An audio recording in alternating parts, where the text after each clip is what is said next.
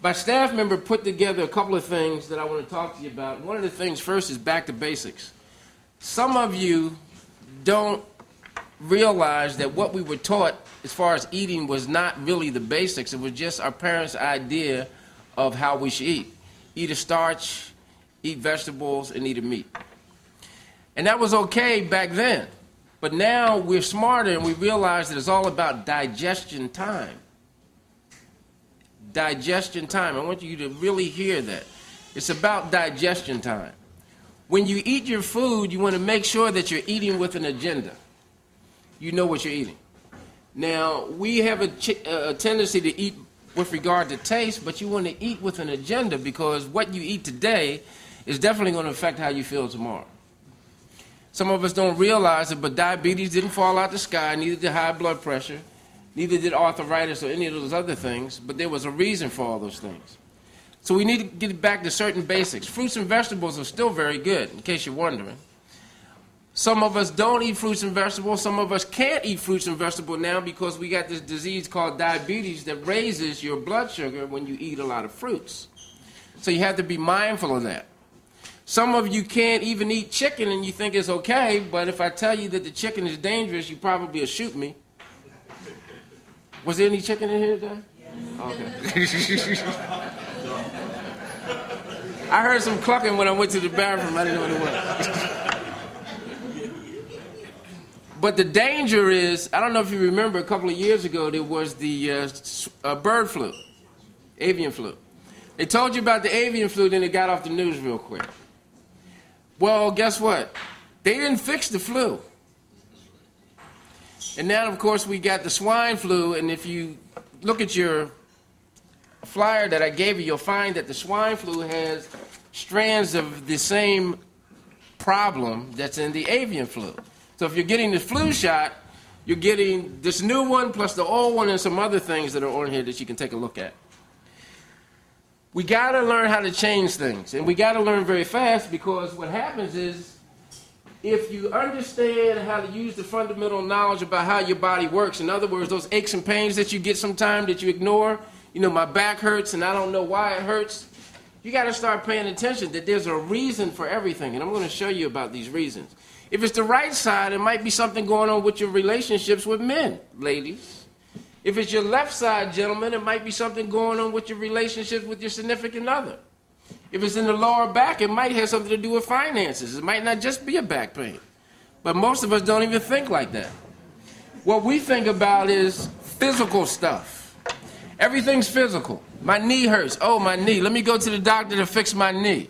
Is it really your knee that's hurting, or is it the psychological problem that's going on with your knee? Case in point, there was a lady, in fact, years ago from Atlantic City that came to me with knee problems. It was really interesting. She went to all these people to find out what was going on with her knee. And I found out that it had nothing to do with degeneration. It had everything to do with how she got along with her baby's father. As soon as I asked her, I said, "You have any problems with your baby's father?" She said, "Damn." And think about this for a minute. Your body's split in two.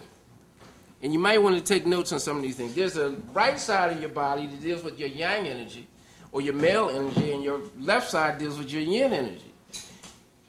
Her knee, every time that she got fluid taken out or something done, it would go right back. She was still pissed off at her baby's father because he wouldn't give her money and all this other stuff. And most of you probably don't think that has anything to do with anything. But it does. Your thoughts are the number one killer or the number one cause of immune deficiency for many of us. Your thoughts. You can think yourself into sickness. You can many times think yourself out of sickness if you're very careful. But most of us think ourselves into sickness, but we get caught up on physical things. Well, I just want to invite you to change your thinking just for a second.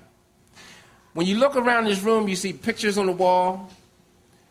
You see pictures over here.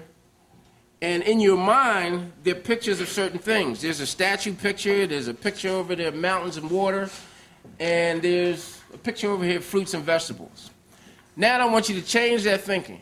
This is how I want you to think. That is no longer a picture. Neither is that, neither is that, and neither is that. It's a mathematical formula. Everybody got that?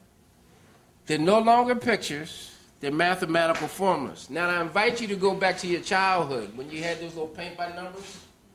And you saw those little shapes and signs and markings and things. And it was like, if you fill it in and you get the right colors, then you got a picture. Well, you got to remember that the artists that did these pictures or did these works had some idea about what they were doing, some blueprint or some concept. And initially it was circles and lines and markings and things of that nature, and now you have this photograph. And if you think about a puzzle, if you shake it up and move it around, it'll become something else. You got to think this way, because what I'm going to tell you at the end is going to help you understand yourself. They're no longer pictures. This is a mathematical formula, and this room is also a mathematical formula. Because somewhere along the line, there was an architect that came in and measured this floor and decided to put this building on this corner with that door in that specific place and these doors in these specific places. Of course, now we have a nice venue, but we don't even see that part. Somehow this restaurant got here. Somehow Atlantic City got here. Somehow your house got to be where it is. There was some type of design prior to you getting there that put that door in your bathroom where it is and put that door in your kitchen to where it is and set it up so that when you carry your furniture in the house, it fits through most doors. But we never think about that. All we think about is the house, the building, the car, the boat, the plane, but we don't think about it being a mathematical formula. So just like these things are mathematical formulas in quantum physics, so are you. Your heart beats a certain time per minute. Your eyes blink. You go to the bathroom every day. You got to go to sleep at night. Anybody in here don't sleep at night, ever? Well, sometimes we don't, right? But for the most part, everything has to be in accord with universal design, so there's a reason that we do everything. Some of us forget certain things about foods. We don't read into the labels, we look at the labels. Milk. We look at milk, but we don't read that part that says homogenized and pasteurized. All you see is milk. When it's homogenized and pasteurized, that means they cook it to 180 degrees. It's mucus, in case you're wondering. And if you have respiratory challenges, you wonder why you have respiratory challenges, leave the dairy alone. You might be able to breathe a little better. But Dr. Wyatt, the milk has calcium in it. When it came from the cow, yes. When it got to the supermarket, no. So you're not drinking milk, and stop believing what they tell you in those commercials with the guy with the white mustache that milk is going to give you calcium, because it's not.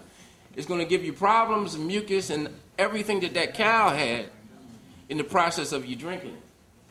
Also, some of you are running to the supermarket and buying yogurt because you figure that yogurt is going to help the friendly bacteria in your intestinal tract. Wrong. You blow up there because that's also pasteurized. Now, the interesting thing about what happens is they tell you what they're doing, but we don't read into it. Everything is written on the label. Everything. You can't even pronounce half this stuff on the label, but we eat it anyway. Cheese. But all the little words that's on the side that you can't pronounce, that's a challenge. When you get those tasty cakes, you know those tasty cakes? I saw some of you in the parking lot.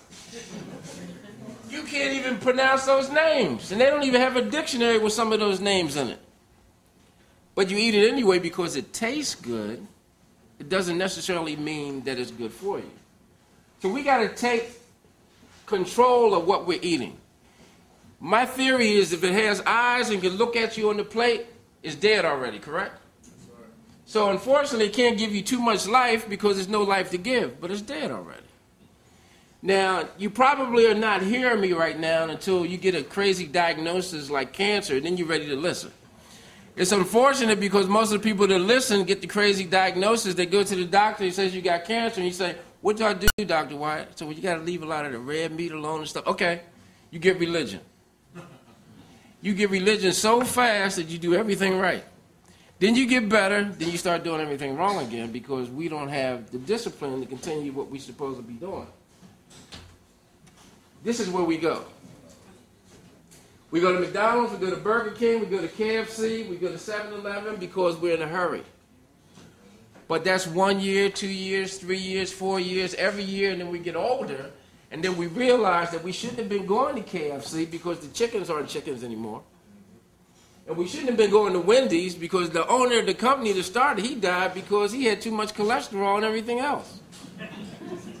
But yet we still go to Wendy's. And we go to Burger King because those hamburgers aren't burgers, but they taste like burgers and you think everything's all right. But you find out later on when men start growing breasts and women start growing beards that they really weren't burgers.